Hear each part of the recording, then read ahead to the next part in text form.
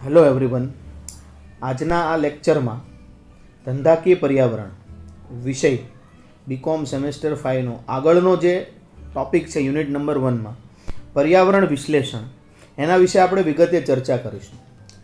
પર્યાવરણ વિશ્લેષણના ટોપિકમાં પર્યાવરણ વિશ્લેષણની પ્રક્રિયા અને એની મર્યાદાઓ આપણે અહીંયા સમજવાની છે, જે એક્ઝામમાં તમને એક ક્વેશ્ચન તરીકે પૂછાશે. સૌપ્રથમ પર્યાવરણ વિશ્લેષણ એટલે શું, એટલે કે પર્યાવરણ વિશ્લેષણનો અર્થ આપણે સમજવાનો પ્રયત્ન કરશું. ત્યારબાદ એની પ્રક્રિયા અને પછી એની મર્યાદાઓ વિશે આપણે વિગતવાર ચર્ચા કરીશું. સૌથી પહેલાં એનો અર્થ. આગળ જોયું એમ ધંધાકીય પર્યાવરણ કે જેમાં ઘણા બધા અલગ અલગ પ્રકારના પરિબળો છે જેની ધંધા ઉપર અસર ઊભી થાય છે. જે પરિબળો આજુબાજુના જ જે ધંધા ઉપર વધતા ઓછા પ્રમાણમાં જ્યારે પણ ધંધાકીય એકમની પ્રવૃત્તિ હાથ ધરવામાં આવે છે ત્યારે અસર ઊભી કરે છે. આ પરિબળોમાં આપણે આગળ પણ ચર્ચા કરી પ્રમાણે અમુક પ્રકારના પરિબળો એવા હોય છે જેના પર ધંધાકીય એકમના સંચાલકનો અંકુશ હોય. અમુક પ્રકારના પરિબળો એવા હોય છે જેના પર ધંધાકીય એકમના સંચાલકનો અંકુશ હોતો નથી. પરંતુ જ્યારે અંકુશવાળા પરિબળો હશે, જેમ આપણે અગાઉ પણ વિચાર કર્યો એમ આંતરિક પરિબળો, તેના પર ધંધાકીય એકમના સંચાલક સરળતાથી અંકુશ કરીને પરિસ્થિતિ જે છે એ કાબૂમાં રાખી શકશે.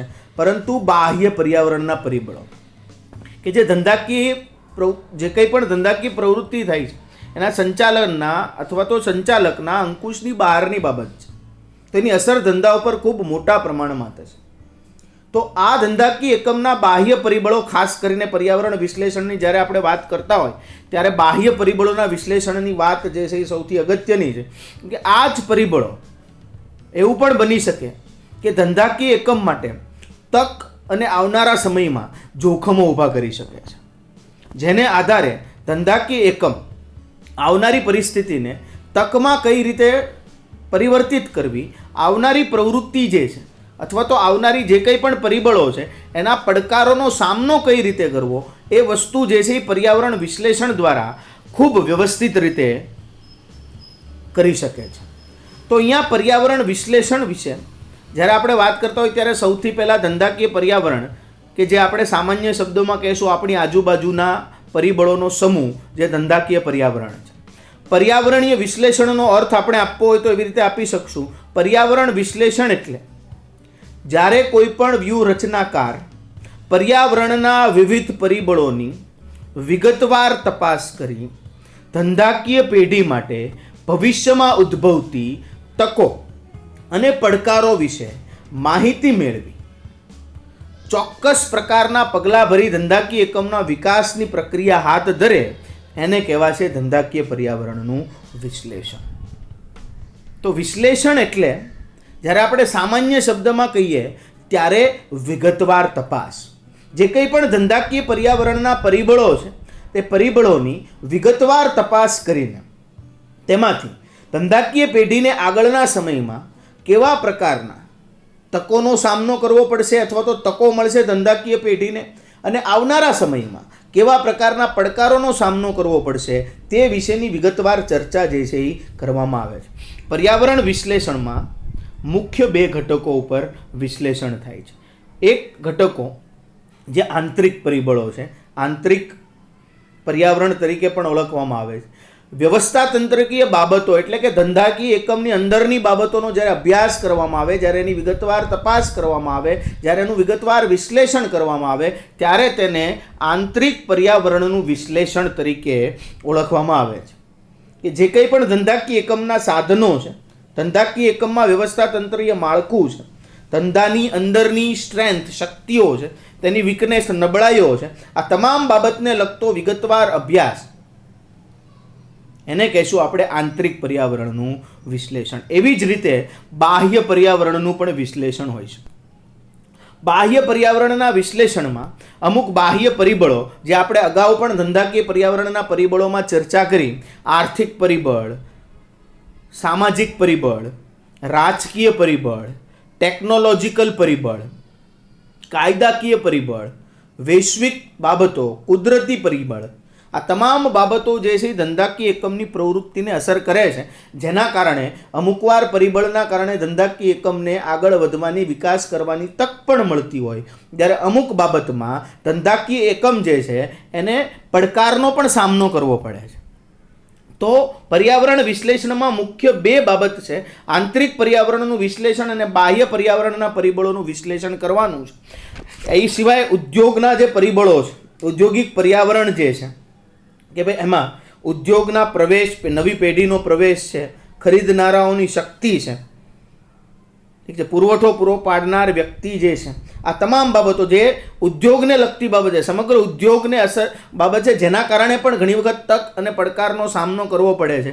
કામગીરીની પર્યાવરણ એટલે કે હરીફાઈ કેવી છે, ગ્રાહક કેવા છે, કોણ પુરવઠો પૂરો પાડશે, આ તમામ બાબતને પણ જાણવી જરૂરી છે જ્યારે આપણે પર્યાવરણ વિશ્લેષણ કરતા હોય ત્યારે. તો આ થયું પર્યાવરણ વિશ્લેષણની બે બાબતો, એક આંતરિક બાબતોનું વિશ્લેષણ અને એક બાહ્ય બાબતોનું વિશ્લેષણ. હવે આપણે અહીંયા વિગતવાર ચર્ચા કરવાની છે કે આ પર્યાવરણની વિશ્લેષણની પ્રક્રિયા કઈ રીતે આગળ વધશે. તો પર્યાવરણ વિશ્લેષણની પ્રક્રિયામાં મુખ્ય 4 તબક્કાઓ રહેલા છે.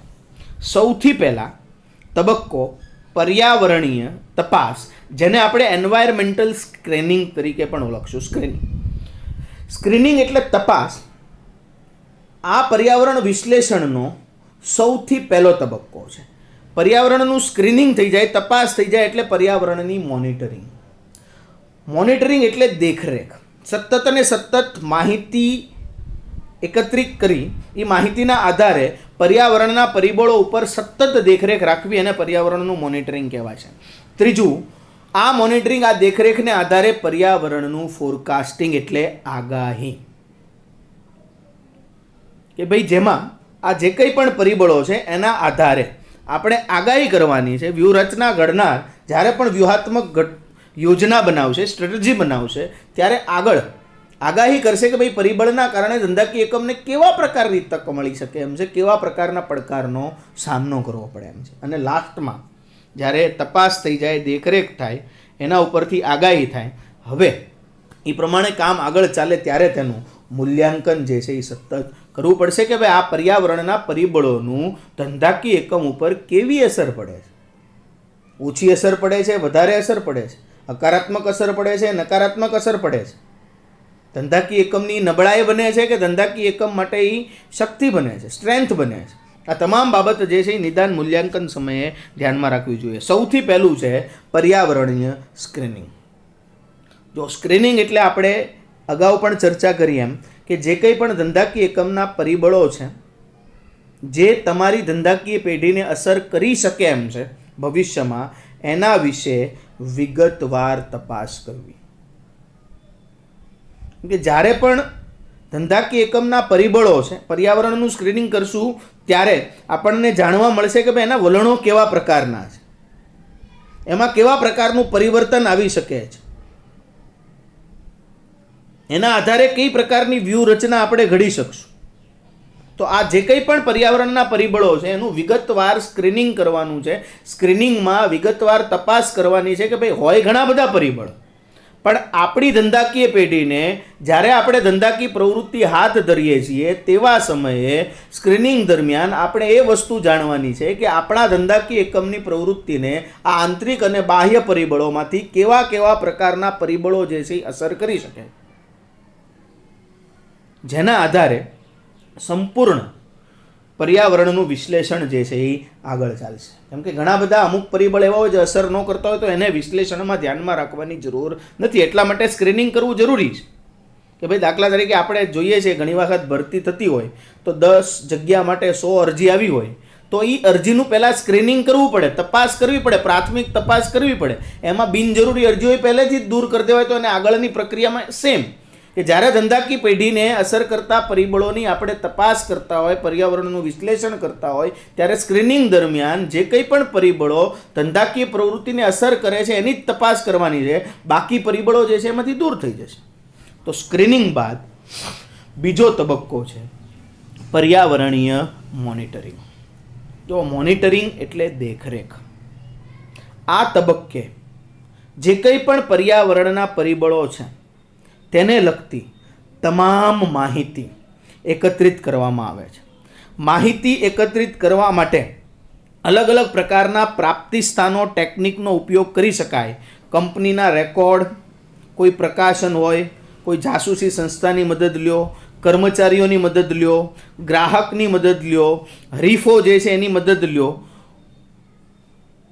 આ તમામ જે કંઈ પણ પ્રાપ્તિ સ્થાનો છે એ પ્રાપ્તિ સ્થાનો ઉપરથી જે કંઈ પણ માહિતી એકત્રિત થાય છે એ માહિતીનો ઊંડું વિશ્લેષણ કરી આ તમામ પરિબળો વિશે સતત અને સતત દેખરેખ રાખવામાં આવશે મોનિટરિંગ દરમિયાન. જો એકવાર પરિબળોનું સ્ક્રીનિંગ કરીને આપણી પાસે લિસ્ટ આવી ગયું કે ભાઈ આટલા ધંધાકીય પર્યાવરણના પરિબળો આપણી પ્રવૃત્તિને અસર કરે છે, પણ એકવાર એ જે કંઈ પણ અસર કરતા પરિબળોનું સ્ક્રીનિંગ કર્યા પછી એનું દેખરેખ રાખવાનું કામ છોડી દીધું તો પણ આપણને એનાથી ભવિષ્યમાં નુકસાન જે છે એ જઈ શકે છે. તો સ્ક્રીનિંગ કર્યા પછી એની સતત મોનિટરિંગ કરવાનું છે, કેમ કે એ પરિબળોના આધારે જ હવે આગળ આપણે કેવા પ્રકારની વ્યૂહરચના ઘડશું, આગળ આપણા ધંધાકીય એકમને કઈ રીતે વિકાસની પ્રક્રિયામાં આગળ લઈ જઈશું, એ બાબત જે છે એની આપણે ચર્ચા વિચારણા જે છે એ કરવી પડે એમ હોય છે. તો આ બીજો તબક્કો થયો પર્યાવરણીય મોનિટરિંગ. હવે ત્રીજો તબક્કો છે પર્યાવરણીય આગાહી, એટલે કે એન્વાયરમેન્ટલ ફોરકાસ્ટિંગનો આ સ્ટેજ છે, ત્રીજો તબક્કો છે. જ્યારે આપણે પર્યાવરણ વિશ્લેષણની પ્રક્રિયાની વાત કરતા હોય ત્યારે સૌથી પહેલામાં આગાહી શબ્દ આવ્યો. આગાહી એટલે ફોરકાસ્ટિંગ. આગાહી શબ્દ આપણે ઘણી બધી વાર સાંભળેલો છે કે ભાઈ વરસાદ વિશે આગાહી થતી હોય, આવનારા 24 કલાકમાં 48 કલાકમાં ભારે વરસાદની આગાહી. આગાહી એટલે ભૂતકાળની માહિતીના આધારે વર્તમાન વર્તન સંબંધિત ભવિષ્યમાં કેવા પ્રકારની ઘટના બનશે તે અંગેનું અનુમાન, એને આપણે કહીશું આગાહી. તો પર્યાવરણ વિશ્લેષણના આ તબક્કા દરમિયાન જ્યારે પણ વ્યૂહાત્મક યોજના એટલે કે સ્ટ્રેટજી ઘડવામાં આવશે ત્યારે જે કંઈ પણ પર્યાવરણ સંબંધિત પરિબળો છે એની દેખરેખ કરીને એ પરિબળોના આધારે ચોક્કસ પ્રકારની એક આગાહી જે છે એ કરવામાં આવે છે કે ભાઈ આ પરિબળો આર્થિક પરિબળ છે તો એ ધંધાકીય પ્રવૃત્તિને કઈ રીતે અસર કરશે એનું અનુમાન કરવામાં આવે છે. સામાજિક પરિબળ છે તો એ ધંધાકીય પ્રવૃત્તિને કઈ રીતે અસર કરશે એનું અનુમાન કરવામાં આવે. રાજકીય પરિબળ છે તો ધંધાકીય પ્રવૃત્તિને કઈ રીતે અસર કરશે એનું અનુમાન કરવામાં આવે. સામાજિક પરિબળ, રાજકીય, કાયદાકીય, ટેકનોલોજી છે તો કઈ રીતે અસર કરશે તે અંગેનું આગાહી જે છે અહીંયા કરવામાં આવશે. આગાહી સમયે અલગ અલગ પ્રકારની પદ્ધતિઓનો ઉપયોગ જે છે એ આપણે કરી શકીએ. આંકડાશાસ્ત્રીય, ઇકોનોમિકલ, અર્થશાસ્ત્રના અમુક મોડેલ હોય, અભિગમો હોય, એના આધારે આગાહી જે છે એ સચોટ રીતે થઈ શકતી હોય છે. હવે આવે છે છેલ્લો અને ચોથો તબક્કો, ઇવેલ્યુએશન, મૂલ્યાંકન કયો કે નિદાન કયો, જે ચોથો પર્યાવરણ વિશ્લેષણનો તબક્કો છે અને સૌથી અંતિમ તબક્કો છે. આ તબક્કા દરમિયાન જે કંઈ પણ પર્યાવરણના પરિબળોને આધારે આગાહી કરવામાં આવેલી છે તે આગાહીના આધારે આ તમામ પર્યાવરણના પરિબળોનું મૂલ્યાંકન કરવામાં આવે છે. એટલે કે કેટલા પર્યાવરણના પરિબળોએ આપણને તક પૂરી પાડી, કેટલા પર્યાવરણના પરિબળોના કારણે ધંધાકીય એકમે પડકારનો સામનો કરવો પડ્યો, કેટલા પર્યાવરણના પરિબળોના કારણે ધંધાકીય એકમની નબળાઈઓ ઉપર અસર થઈ, કેટલા પરિબળોના કારણે ધંધાકીય એકમની શક્તિમાં વધારો થયો, સ્ટ્રેન્થમાં વધારો થયો. આ તમામ બાબતનું મૂલ્યાંકન કરવું પડશે. એમ કે સ્ક્રીનિંગ કરી દીધું, દેખરેખ રાખી, એના ઉપરથી આગાહી કરીને આગળ ધંધાકીય પ્રવૃત્તિ લઈ પણ ગયા. હવે અસર તો તપાસવી પડશે કે ભાઈ કેટલી અસર થાય છે.